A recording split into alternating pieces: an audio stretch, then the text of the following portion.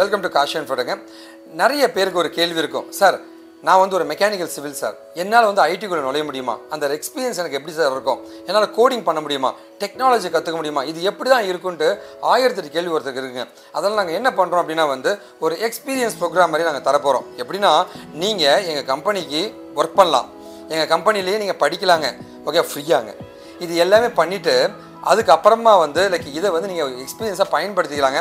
ஒருவேளை இன்னும் ப்ராஜெக்ட்லாம் பண்ணால் மட்டுமே நம்ம கம்பெனியில் ஜாயின் பண்ணியும் கோர்சஸ் மாதிரி நீங்கள் படிச்சுட்டு நம்ம கம்பெனியில் ட்ரெயினியாகவும் நீங்கள் ஒர்க் பண்ணலாங்க. இந்த மாதிரி நிறைய ஆப்ஷன்ஸ் உங்களுக்கு கொடுக்கறதுக்காக தான் வந்து இது ஆரம்ப ஸ்டேஜ் அந்த ஒர்க் எக்ஸ்பீரியன்ஸ் ப்ரோக்ராமை நாங்கள் கொண்டு வந்திருக்கோம். இந்த ஒர்க் எக்ஸ்பீரியன்ஸ் ப்ரோக்ராமில் ஒரு வீடியோ உங்களுக்கு கொடுத்துருப்போம். அந்த வீடியோவில் ஒரு விஷயத்தை நாங்கள் சொல்லி கொடுத்துட்டு அதை அப்படியே வந்து உங்களை செஞ்சு பார்க்க சொல்ல போகிறோம், இல்லை செஞ்சு அவுட்புட் எடுக்க சொல்ல போகிறோங்க. அது கரெக்டாக இருந்துச்சு அப்படின்னா உங்களுக்கு பாயிண்ட்ஸ் ஆட் ஆகுங்க. அந்த பாயிண்ட்டை நீங்கள் பின்னாடி ரீடிங் பண்ணிக்கலாங்க. அதே மாதிரி இந்த ஒர்க் எக்ஸ்பீரியன்ஸுமே நீங்கள் கெயின் பண்ண மாதிரி ஆகிடுதுங்க. இந்த மாதிரி நிறைய விஷயங்கள் இருக்கு. இது மூலமாக வந்து சாதாரண ஒரு மனிதனை டெக்னிக்கலாக மாற்றி அவனை வேலை செய்ய வைக்க ட்ரை பண்ணிட்டு இருக்கோங்க. ஸோ நீங்கள் எங்கள் கம்பெனியில் இப்போ ஒர்க் பண்ண போகிறீங்க, வெல்கம் டு அவர் கம்பெனி. இப்போ வந்து நம்மளுடைய எக்ஸ்பர்ட்ஸ், சப்ஜெக்ட் மேட்டர் எக்ஸ்பர்ட்ஸ் வந்து ஒரு டாபிக் கொடுத்து அந்த டீட்டெயில் உங்களுக்கு பேச போகிறாங்க. அதுக்கான ஆன்சர்ஸ்க்கு ரெடி ஆகிடுங்க. ஹலோ, இன்னைக்கு ஒர்க் எக்ஸ்பீரியன்ஸ் ப்ரோக்ராம்ல நம்ம பார்க்க போகிற டாபிக் என்ன அப்படின்னு பார்த்தீங்கன்னா சிஎஸ்எஸ்ல எக்ஸ்டர்னல் சிஎஸ்எஸ் எப்படி பண்ணுறது அப்படின்றது தான் நமக்கு இன்னைக்கு டாபிக். ஸோ ஃபர்ஸ்ட் வந்து பார்த்தீங்கன்னா நம்ம HTML கோடிங் வந்து எழுதிக்கலாம், ஓகேவா? ஸோ HTML கோடிங்ல நான் ஒரு டேக் வந்து எழுதியிருக்கேன். பேராகிராஃப் டேக்ல காஷி இன்ஃபோடெக் ஃபாண்ட் ஃபேமிலி வந்து கேலிப்ரி அப்படின்ற மாதிரி ஜஸ்ட் ஒரு கண்டென்ட் வந்து நான் கொடுத்துருக்கேன். ஸோ இந்த கண்டென்ட்கான எக்ஸ்டர்னல் சிஎஸ்எஸ் எப்படி எழுதுறது அப்படின்னு வந்து பார்த்தீங்கன்னா எக்ஸ்டர்னல் சிஎஸ்எஸ்க்கு தனியாக ஒரு ஃபைல் எழுதணும். .css அப்படின்ற ஒரு எக்ஸ்டர்னல் ஃபைல் கிரியேட் பண்ணிட்டு அந்த ஃபைலை வந்து பார்த்தீங்கன்னா HTML-ல ஹெட் எலமெண்ட்ல லிங்க் அப்படின்ற எலமெண்ட்டை யூஸ் பண்ணி தனியா இருக்க ஃபைலை இந்த HTML ஃபைலோட அட்டாச் பண்ணணும், ஓகேவா? ஸோ அந்த அட்டாச் பண்றதுக்காக யூஸ் பண்றதுதான் இந்த லிங்க் அப்படின்ற எலமெண்ட். ஸோ இந்த லிங்க் அப்படின்ற எலமெண்ட்ல REL அப்படின்ற ஆட்ரிபியூட் வந்து பாத்தீங்கன்னா ரிலேஷன் அப்படின்னு சொல்லுவாங்க.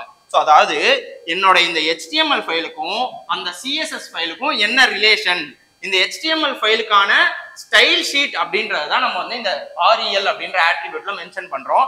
அந்த டைப் அப்படின்ற ஆட்ரிபியூட் என்னன்னா நான் அட்டாச் பண்ண போற ஃபைலோட டைப் என்ன, அதுல என்ன இருக்கு அப்படின்னு பாத்தீங்கன்னா அது வந்து அதுக்குள்ள இருக்க டைப் கண்டென்ட் வந்து டெக்ஸ்டாகவும் அந்த ஃபைலோட ஃபார்மேட் என்னன்னா CSS அப்படின்னு இருக்கு. நான் லிங்க் பண்ண போற ஃபைல் என்ன அப்படின்றது தான் இந்த href, அதாவது ஹைப்பர் ரெஃபரன்ஸ் அப்படின்னு சொல்லுவாங்க. அந்த ஹைப்பர் ரெஃபரன்ஸ் என்னன்னா நம்ம லிங்க் பண்ண போற ஃபைலோட URL இங்க கொடுக்கணும். ஜஸ்ட் அந்த ஃபைலோட நேம் home.css அப்படின்ற ஜஸ்ட் ஒரு ஃபைலோட நேமை இங்க நான் எழுதியிருக்கேன் இல்லையா, பேராகிராஃப் டேக் ஃபாண்ட் ஃபேமிலி வந்து கேலிப்ரின்னு எழுதியிருக்கேன்ல, அந்த ஃபைலுக்கான நேம் வந்து home.css. அந்த மாதிரி ஃபைலோட நேமை நான் மென்ஷன் பண்றது மூலமா எனக்கு ஜஸ்ட் அட்டாச் ஆயிரும்.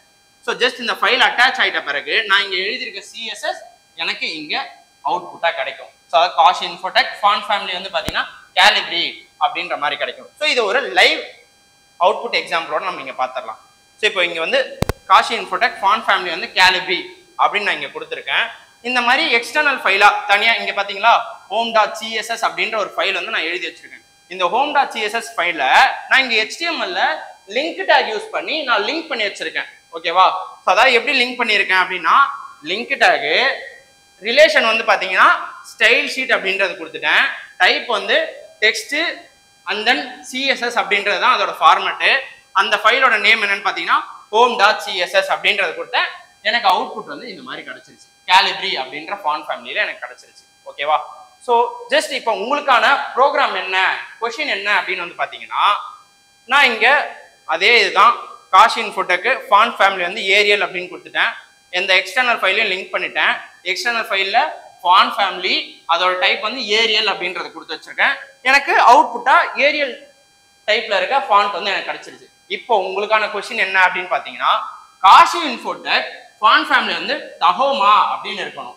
எனக்கு அவுட்புட் ஆன்சர் வந்து தஹோமா அப்படின்ற ஃபாண்ட் ஃபேமிலியில இருக்க அவுட்புட் வந்து எனக்கு கிடைச்சிருச்சு. ஸோ இதுக்கான CSS கோடிங் ஃபாண்ட் ஃபேமிலி அதுக்கான வேல்யூ என்ன கொடுக்கணும் அப்படின்றது தான் நீங்க அந்த ஆன்சர்ல ஃபில் பண்ணணும். தேங்க்யூ. இப்போ உங்களுக்கு ஒரு ஐடியா கிடைச்சிருக்குன்னு நினைக்கிறேங்க. ஸோ இப்போ ரைட் சைடில் ஒரு டெக்ஸ்ட் பாக்ஸ் இருக்கும்.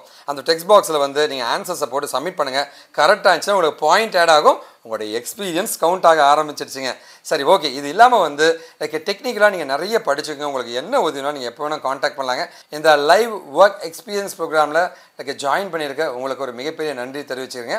ஒருவேளை அந்த வீடியோ பார்த்துட்டு அந்த லிங்க் தெரியலனா இந்த வீடியோவில் அந்த லிங்க்கை நாங்கள் கொடுத்துருப்போம். அந்த லிங்க்கை வந்து அப்படியே ப்ரௌசரில் போய் டைப் அடித்து எல்லாருமே ஒர்க் பண்ண முடியுங்க. எல்லாருமே ஐடி இன்ஜினியர்ஸ் ஆக முடியுங்க.